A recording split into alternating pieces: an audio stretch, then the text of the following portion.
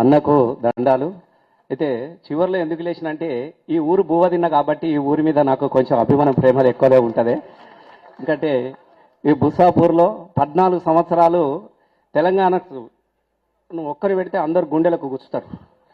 ఇక్కడికే అందరు రైతు గుండెలకు గుచ్చుకునే ఇవన్నీ 14 సంవత్సరాలు కొట్లాడి తెలంగాణ తీసుకొచ్చుకున్నట్టుగానే నేను 14 సంవత్సరాల తర్వాత మళ్ళీ మీ ముందు నిలబడి బుస్సాపూర్లో మాట్లాడే అవకాశం వచ్చింది. 14 ఏళ్ళు అవుతున్నది. కానీ బాధగా ఉంది. తెలంగాణ తీసుకున్నాక ఆ గోస 14 ఏళ్ల క్రితం ఎట్లయితే ఇక్కడ వచ్చి గిన్నె అనుకుంటాం కదే, గదే దుఃఖాల పాట అన్న. ఈ 10 ఏళ్ళు ప్రశాంతంగా ఉన్నాం. ఈ ప్రశాంతం నుంచి మళ్ళీ అశాంతంగా వచ్చిన తర్వాత మళ్ళీ గదే దుఃఖాల గురించి మాట్లాడుకొని రావడం అనేదే నాకు చాలా బాధగా ఉందన్న. నిజంగా చెప్తా ఉన్నా. ఎందుకనంటే బాధ అనిపించింది. ఇక్కడ దాకా చాలామంది మాట్లాడుతూ ఉన్నారు రైతన్నలు. మేము నిన్న మా నిరంజన గారి ఆధ్వర్యంలో ఇందాక చెప్పిరు కొన్ని ఊర్లకు పోయినామన్న.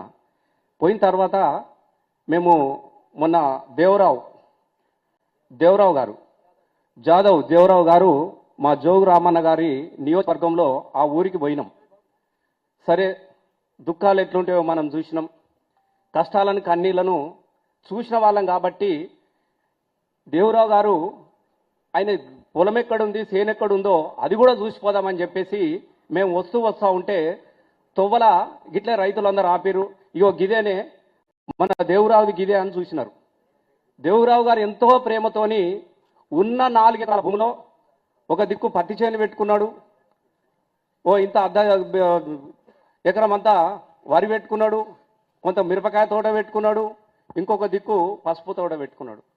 అంటే ఉన్న భూముల్లోనే ఏ భూమి కన్నా ఇంత ధర వలకపోతుందా, ఉన్నదానినే పెట్టుకుందామని చెప్పేసి పెట్టుకొని చూస్తూ ఉంటే చచ్చిపోయి పాప 4-5 రోజులు అవుతున్నట్టున ఉన్నది. ఆ వరిసేన్లు నీళ్లు లేక గుండె పగిలినట్టు ఆ పొలం పగిలిపోయింది. ఇట్లా నాకు అప్పుడు అనిపించినది. వరిసేన్లు అడిగినాయి, సావు అయినా పండుగ అయినా కాదు, సప్పట్లు కొట్టాల్సిన సందర్భం కాదు ఇది. వరిసేన్లు అడిగినాయి నీళ్ళు దాపెరైతేడాని.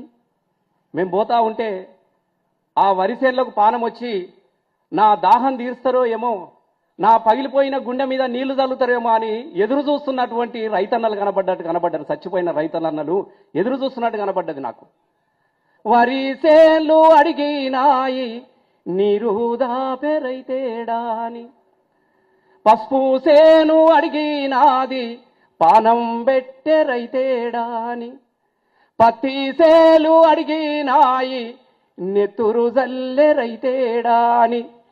మిరపా తోట అడిగినాది సుట్టామంటి రైతేడాని. అవి ఎక్కి ఎక్కి ఏడుస్తున్నావో ఈ కాంగిరేసు పాలన చూసి. అవి కుమిలి కుమిలి ఏడుతున్నాయో రేవంత్ రెడ్డి పాలన చూసి. అక్కడ పోయిన తర్వాత గుండె పగిలి ఏడుతున్నటువంటి చేన్లు కనిపించినాయి. ఇలా గా చేన్ల దుఃఖం పోవాలనే కదా, గా రైతన్న దుఃఖం పోవాలనే కదా తెలంగాణ రాష్ట్రాన్ని మనం సాధించుకున్నది. ఇదే బుస్సాపూర్లో నిలబడి మొట్టమొదటిసారిగా నేను మైకు పట్టుకొని పాడినటువంటి పాట నాకు యాదకొస్తా ఉన్నది. కుమరి వాముల తుమ్మలు మలిసెను, కమరి కొలిమిల దుమ్ము వారెను, సాలెల మగ్గం సరుకులిరిగినది, పెదాబాడి సామొద్దు వారినది, చేతి వృత్తుల చేతులిరిగినాయో నా పల్లెల్లోన, పల్లె కన్నీరు వెడుతుందో కనిపించని కుట్రల. ఈ పల్లెల్లో దుఃఖం ఎందుకు వచ్చింది, ఈ పల్లెల్లో రైతన్నల ఆత్మహత్యలు ఎందుకు జరుగుతున్నాయన్నటువంటి ఉద్దేశంతోనే ఎద్దు ఏడ్చిన చోట వ్యవసాయం నిలవదు, రైతు ఏడ్చిన చోట రాజ్యం నిలవదు, రైతు రాజ్యం రావాలంటే తెలంగాణ రాజ్యం రావాలని ఈ గులాబీ జెండా బట్టి ఈ రైతన్న కండవ వేసుకొని గుండె బలాన్నిచ్చినటువంటి ఇందూరు జిల్లా సాక్షిగా ఇదే బస్సాపూర్లో నేను పాడినటువంటి సందర్భం గుర్తొస్తా ఉన్నది నాకు. ఈ ఇందూరు జిల్లా నుంచి ఇందాక ప్రశాంత్ అన్న చెబుతా ఉంటే ఈ రైతన్నలు గుండె పగిలిన గుండె లోతు నుంచి మాటలు వస్తూ ఉంటే అసలు తెలంగాణ ఎక్కడ పోతుంది, మళ్ళీ ఏడికి వస్తుందని అనిపించింది. గిదే రైతన్నలు నేను 100% చెప్తా ఉన్నా. రైతుల మీద ప్రపంచ చరిత్రలో మీరు గుర్తుపెట్టుకోండి దయచేసి, రైతులో దేవుని చూసిన ఏకైక వ్యక్తి కేసీఆర్ గారే. ఇది నేను 100కు 100% చెప్పుకుంటా ఉంటా. ఎందుకనంటే ఇయ్యాల మీరందరూ గుర్తుపెట్టుకోవాలి, ఎవరి కోసం ఈ తెలంగాణ రాష్ట్రం మొదలైంది. ఏ పోరాటం సాక్షిగా ఈ తెలంగాణ రాష్ట్రం కావాలని చెప్పేసి యుద్ధం మొదలైనటువంటి సందర్భానికి ఈ రైతే కదా వెన్నుముకగా నిలబడ్డాడు. గిదే బషీర్బాగులో ఇయ్యాల ఎవరైతే పరిపాలిస్తున్నారో రేవంత్ రెడ్డి సారి గురువు, రేవంత్ రెడ్డి గారి గురువు చంద్రబాబు నాయుడు 4 రైతుల మీద కాల్పులు జరిపినప్పుడు ఎద్దు ఏడ్చిన చోట వ్యవసాయం నిలవదు, రైతు ఏడ్చిన చోట రాజ్యం నిలవదు, రైతు రాజ్యం రావాలని తెలంగాణ రావాలన్నటువంటి ఉద్దేశంతోనే కదా రైతు నాగల గుర్తును గెలిపించిన జిల్లానే ఈ ఇందూరు నిజామాబాద్ జిల్లా. గక్కడ పునాది పడ్డది ఈ జిల్లాలలో. ఈ తెలంగాణ రాష్ట్రం ఏర్పడ్డ తర్వాత దయచేసి ఒక 10 ఏళ్ళు ఇంత మంచిగా ఉన్నాం, ఇంత పానం పెట్టినట్టు అనిపించేది. అయ్యో తీసుకొచ్చుకున్న తెలంగాణలో ఇలా ఇంతో అంతో మనకు సహాయపడుతున్నాడు కదా అన్న ఆలోచన మనకు మొదలైనది. ఎవరన్నా తెలంగాణ రాష్ట్రం రావాలని మొట్టమొదటిసారిగా మీరు గుర్తుపెట్టుకోండి అన్న, నేనేదో కేసీఆర్ను పొగడడానికి కోసమో లేకుంటే మా పార్టీ గొప్పతనం చెప్పుకోవడానికి కోసమో నేను మీతో మాట్లాడతలేను. దయచేసి మీరు గుర్తుపెట్టుకోండి, ఈ దేశానికి స్వతంత్రం వచ్చి 75 సంవత్సరాలు ఉంటే ఈ 10 ఏళ్ళు మాత్రమే సంతోష రైతు కళ్ళల్లో ఆనందం కనబడ్డది, సంతోషం కనబడ్డది తప్ప ఈ స్వతంత్ర భారతదేశంలో ఎన్నడన్న సంతోషాన్ని చూసినామే. ఇక్కడనే కదా తలాపున పారుతుంది గోదావరి, మాసేను మాసేల కాని ఎడారి. తలాపున గోదావరి పాడుతూ ఉంటే నేను ఒకసారి అసెంబ్లీలో చెప్పిన, అన్న మంత్రిగా ఉన్నాడు, అన్న ఒక నిజం చెప్పాలన్నా నీకు అని చెప్పిన. ఒక్క 5 నిమిషాలు ఏమనుకో.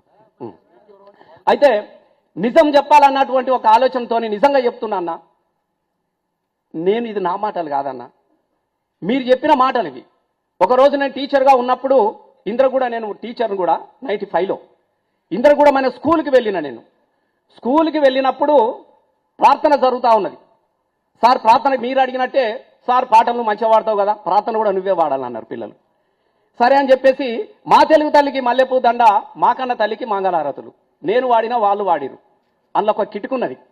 2వ చరణమే పల్లవిట్లా అయిపోయింది, ఫస్ట్ చరణమే గలగలా గోదావరి కదిలిపోతుంటేను బిరబిరా కృష్ణమ్మ పరిగిలిడుతుంటే బంగారు పంటలు పండుతాయే అనున్నది. మీలాగానే పిల్లగాళ్ళు కూడా లేచి సార్ గిజ్జెప్పడానికి వచ్చినవా అన్నారు. అంటే మంచిగా చెప్తలేనా అన్న, అబద్ధాలు మంచిగా చెప్తున్నావు సార్ అన్నాడు. రేవంత్ రెడ్డి చెప్తున్నట్టే అబద్ధాలు మాత్రం మంచిగా చెప్తున్నావు సార్, అప్పుడు చంద్రబాబు చెప్తున్నాను అన్నాడు వాడు. సేమ్ ఏం అబద్ధం చెప్పినంటే గలగలా గోదావరి ఆదిలాబాద్ నుంచి బాసర నుంచి శ్రీరామ్ సాగర్ ఆయకట్ట రైతులు ఒక పంట కోసం అల్లాడిపోతా ఉంటే 3వ పంట కోసం పోలవరం పోతున్న గోదావరి గురించి మాకు తెలుసు సార్, గది చెప్పి మాట్లాడమని అడిగినటువంటి పౌరుషాన్ని ఇచ్చినటువంటి ప్రజలు మా తెలంగాణ ప్రజలు నిజంగా చెప్తా ఉన్నారు. గక్కడ పుట్టింది లొల్లి, గక్కడ నుంచే మొదలైంది. గా గోదావరి నీళ్లు మాకు కావాలని చెప్పేసేసి గా గోదావరి నీళ్ళ గురించి ఆలోచించుకొని ఇలా కాళేశ్వరం ధర మళ్ళీ నీళ్లు తీసుకొచ్చుకొని మా రైతన్నల కాళ్ళు కడిగినటువంటి కేసీఆర్ గారి సంతోషాన్ని ఒక 10 సంవత్సరాలల్లా ఇలా కాళ్ళను ఆయన అడుగుతుంటే మన కన్నీళ్లతోని ఇలా అభిషేకం చేయించుకున్నటువంటి పరిస్థితి ఇలా ఈ కాంగ్రెస్ ప్రభుత్వం మనకు కనబడుతూ ఉన్నది. ఎవరు ఆలోచించరన్నా రైతుకు పెట్టుబడి ఇవ్వాలన్నటువంటి ఒక్క నిమిషమే ఆలోచన ఎందుకు వచ్చిందన్నటువంటి ఆలోచన కూడా మనం చేయాల్సినటువంటి అవసరం ఉన్నది. నేను ఈ ప్రస్తావన మీకు ఎందుకు నేను గుర్తు చేస్తున్నాను అంటే దయచేసి ఒక 2 విషయాలు నేను గుర్తు చేస్తూ ఉంటా. రైతును దేవుళ్ళ చూసుకున్నటువంటి కేసీఆర్ గారి, ఏ రైతులైతే కేసీఆర్ గారిని రైతుల్లో దేవుని చూస్తే కేసీఆర్ గారిలో రైతులను దేవుని చూస్తా ఉన్నారు. కాబట్టి ఈ రైతులకి సంతోషం లేకుండా చేయాలన్నటువంటి ఒక కుట్రపూరితమైనటువంటి కుళ్ళుతోని ఇవాళ పగబట్టినట్టు చేస్తా ఉన్నాడు.